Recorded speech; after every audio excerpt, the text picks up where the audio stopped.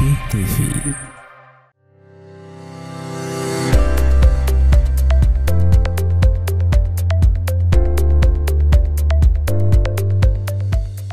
Assalamualaikum warahmatullahi wabarakatuh. Alhamdulillahirrabbilalamin. Wassalatu wassalamu asrafil anbiya wal mursalin Sayyidina Muhammad wa ala alihi washabihi ajmain, amma ba'd. Masya Allah, keluarga Sakinah El-Fatih TV kita hari ini insyaallah ada tanya jawab, Ustaz.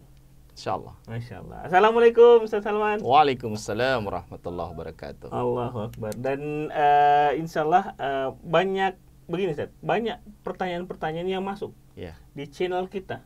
alhamdulillah. Khususnya ada beberapa video-video itu yang butuh respon dari Ustadz langsung ini, ya, terutama di tema poliandri. Wah, ini luar biasa ya. Nanti dilihat beberapa pertanyaannya dan saya mau langsung pada intinya, Ustadz, ya, merespons teman-teman kita di channel YouTube El-Fatih TV ini pertanyaan-pertanyaan yang sungguh menarik dibahasnya. Nah, ada pertanyaan yang satu ini, Ustaz, misalnya kalau suami tidak bisa kasih keturunan, lalu suami izinkan menikah lagi, bagaimana hukumnya, Ustaz? Maksudnya suami mengizinkan istri menikah lagi? Jika suami tidak bisa memberikan keturunan, ya, maka jika istri mau keturunan, caranya ya harus cerai dulu. Oh, jadi pisah dulu? Ya, tidak ada istilah suami mengizinkan istri untuk kawin. Ya, karena kalau suami mengizinkan istri untuk kawin atau menikah, berarti suami ini masih ada. Berarti nanti istrinya punya dua suami. Itu tidak boleh. Yang boleh mereka pisah. Mereka pisah setelah lewat masa iddah, perempuan ini boleh menikah jika ada yang lamar. Ya. Tapi kalau menyuruh istrinya kawin lagi atau istri minta menikah dengan laki-laki lain tanpa diceraikan dan tanpa lewat masa iddah, nah ini tidak boleh. Ya, karena seorang perempuan hanya boleh punya suami satu. Cuma satu, perempuan punya satu. Dan itu harus melalui secara resmi lisan dari suami, ya? Ya, harus diceraikan oleh suami. Nah, kalau begini lagi, Ustaz, ada pertanyaannya dari sama dengan di channel kita di tema poliandri kemarin. Iya. Nah, bagaimana jika suami belum ada akte cerainya dari pengadilan, tapi sudah menikah diam-diam dan sudah punya anak? Oh, kalau ini tentang suami yang poligami ini. Suaminya poligami, belum ada cerainya, tapi sudah menikah lagi.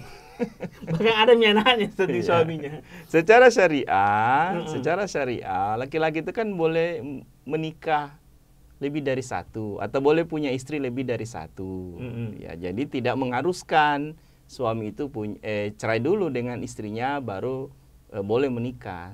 Tidak masalah.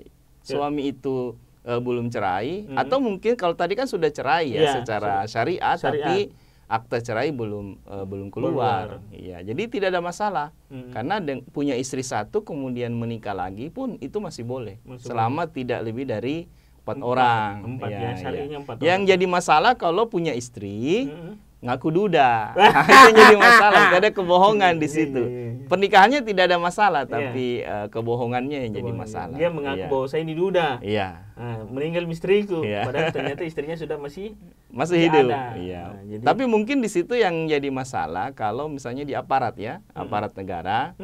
Aparat negara itu kan tidak dibolehkan untuk poligami, tidak dibolehkan, sehingga memang harus keluar dulu akte cerainya baru menikah secara resmi. Sekalipun dalam kenyataan ada juga banyak yang poligami tapi itu nikah siri, tidak tercatat. Tidak tercatat. Iya. Tetap walaupun dia sudah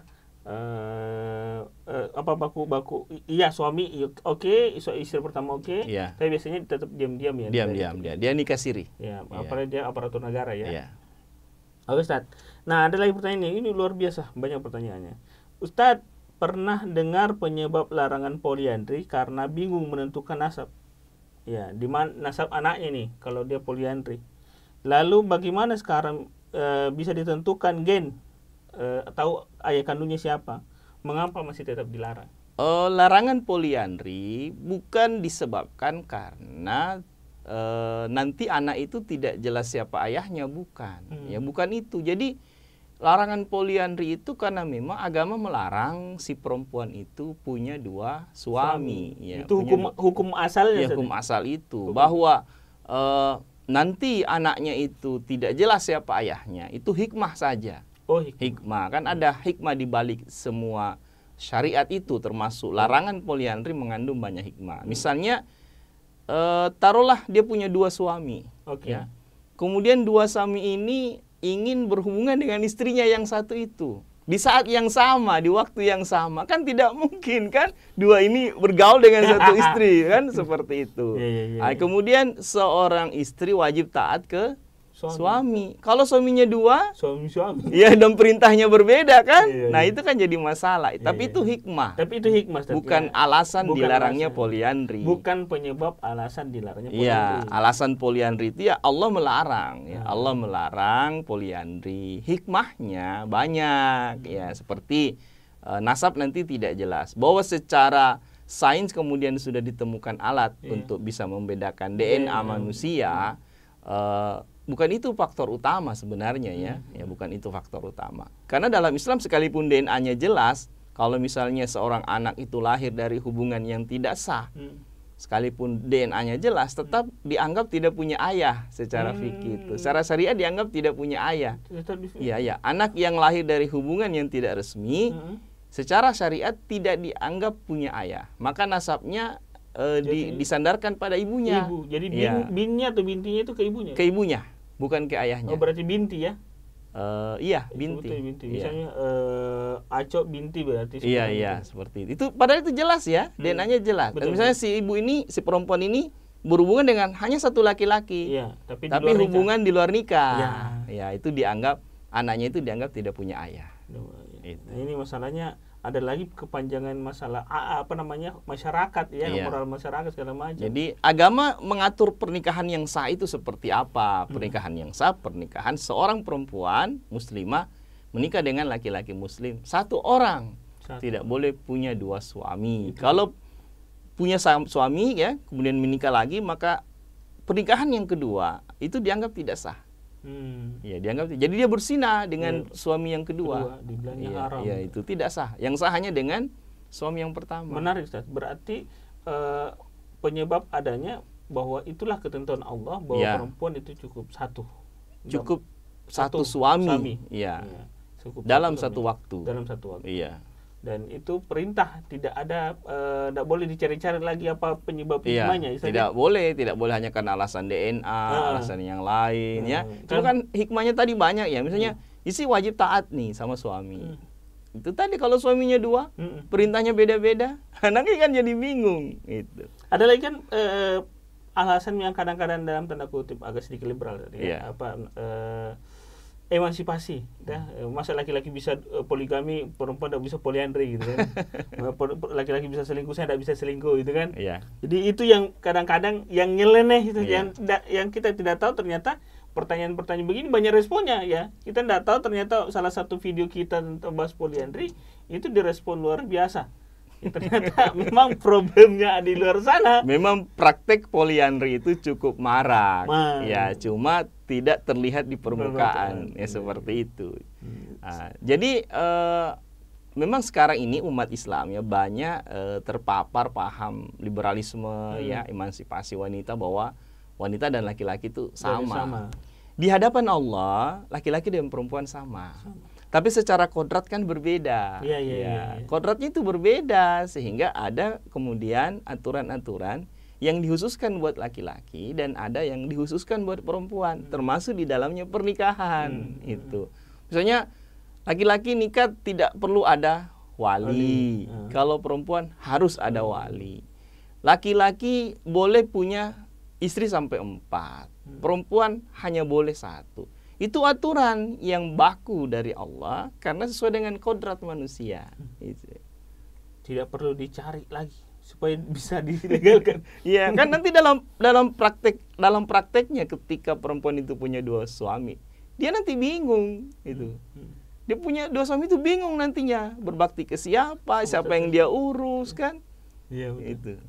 siapa yang harus lebih cintai daripada ada bingung juga ya. Nah, lanjut lagi Ustaz. Ada yang pertanyaan keempat. Assalamualaikum Ustaz, untuk menghindari zina, apakah boleh lelaki lajang menikah siri wanita yang masih bersuami dan hukumnya Ustaz? Rasulullah SAW memang memberikan solusi bahwa di antara cara untuk pengendalian syahwat itu kan dua ya. Yang pertama saum, ya puasa bagi anak muda yang sudah mampu, sudah syahwatnya bergejolak, tidak mampu menikah, belum punya pasangan, maka disuruh puasa. Kalau belum mampu untuk menikah, kalau mampu menikah ya disuruh menikah, tapi menikah dengan perempuan yang tidak punya suami. Kalau menikah dengan perempuan yang punya suami itu cari mati namanya ya. Iya. Untuk apa menikah dengan perempuan yang punya suami? Jadi tidak boleh, tidak sah. Tidak boleh, baik itu hukum syariah, hukum negara juga tidak membolehkan. Jatuhnya gitu. Tetap langsung haram. Nah, itu iya, kalau terjadi pernikahan maka pernikahannya tidak sah. Gitu. Apa hikmah dibalik semua larangan Allah terkait masalah poliandri? Ya, pertama larangan poliandri itu ya larangan yang baku dari Allah Subhanahu wa taala. Kemudian hikmah-hikmahnya banyak, di antaranya agar kehormatan perempuan itu terjaga. Ya, karena kalau dia perempuan punya lebih dari satu suami, itu seakan-akan kan betul-betul dia mengobral dirinya ya. Ya. Kemudian yang lain, agar seorang perempuan itu betul-betul bisa mengabdi ke satu laki-laki saja, itu ke suami yang sahnya saja. Nah, perempuan-perempuan yang tidak bahagia dengan suaminya, ya, yang tidak bahagia karena suaminya tidak bagus atau tidak bisa punya keturunan karena suaminya yang sakit, maka agama membolehkan mereka untuk menggugat cerai suami. Cerai. Makanya ada solusi. Perceraian itu solusi atas persoalan-persoalan yang tidak bisa diselesaikan, termasuk tidak bisa punya keturunan karena suami yang sakit, maka boleh istri itu menggugat cerai. Nanti kemudian dia menikah dengan laki-laki yang sehat agar dia punya keturunan. Ya, seperti itu. Jadi hikmahnya itu sangat banyak. Ya, intinya agama itu menjaga kehormatan wanita, ya, agar wanita itu tidak menjadi buruk, ya, tidak menjadi rusak citranya di tengah-tengah masyarakat. Seakan-akan perempuan itu bisa dipakai oleh siapa saja, ya. Betul. Bisa bebas gitu. Makanya ada respon juga, harus membedakan mana manusia mana hewan, supaya jelas. Masya Allah Ustaz. Syukran Ustaz responnya, dan kami mengajak teman-teman subscriber Al-Fatih TV untuk silahkan bertanya apa saja, yang penting tetap di koridor pertanyaan yang bisa kami jawab insyaallah. Dan kami juga menunggu komentar-komentar teman-teman supaya bisa menjadi masukan kami untuk terus ada ide-ide yang ingin kita bahas berikutnya. Terima kasih Ustaz Salman. Insyaallah kita akan ketemu lagi di Tanya Jawab Keluarga Sakinah Al-Fatih TV. Assalamualaikum warahmatullahi wabarakatuh. Waalaikumsalam warahmatullahi wabarakatuh.